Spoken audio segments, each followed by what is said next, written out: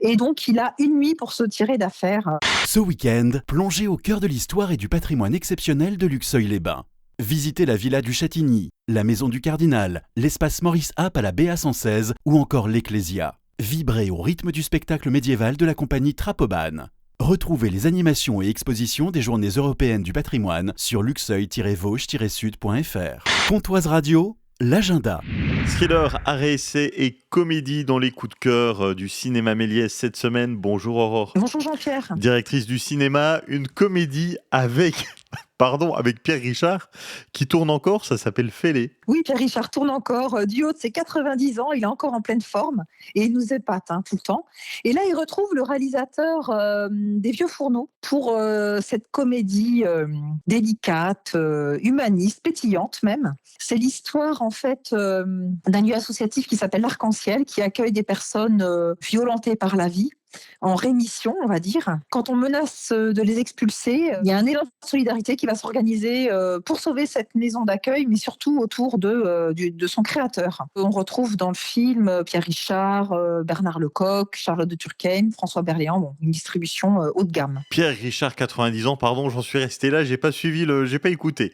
Ça fait les... C'est bien dommage, je me suis bien donné de la peine pourtant. La prisonnière de Bordeaux, un film d'arrêt-essai. Bon, là, on flirte plus avec le drame français, donc c'est avec notre partenaire Cinémaction, avec qui on propose des films plutôt pour les cinéphiles. Un film de Patricia Mazui, donc on retrouve Isabelle Huppert, Avzia Herzi, qu'on avait déjà vu dans Les gens d'à côté. Et donc là, ça parle d'une amitié improbable et tumultueuse entre deux femmes, l'une issue de la bourgeoisie et puis l'autre d'un milieu modeste qui sort de prison. Et donc elle va s'installer chez elle, enfin l'inviter à s'installer chez elle. Et donc ça parle surtout des rapports de classe en fait, le film. Il y a vraiment un caractère social, une étude sociale assez fine et précise. Après le drame, après la comédie, il manque le thriller et c'est ce qui arrive avec La nuit se traîne. Thriller franco-belge, c'est l'histoire d'un étudiant qui est serrurier la nuit, qui va se retrouver accidentellement complice d'une affaire de banditisme. Et donc, il a une nuit pour se tirer d'affaire, pour se sauver et pour se battre contre ce qui lui arrive. Donc, on est vraiment dans un truc qui se passe de nuit, en huis clos, en temps réel, quasi, j'ai envie de dire. Dans le film, on retrouve Romain Duris, qui a un second rôle, mais qui a un rôle assez détonnant par rapport à ce qu'il fait d'habitude, puisque là, il joue le rôle vraiment d'un méchant.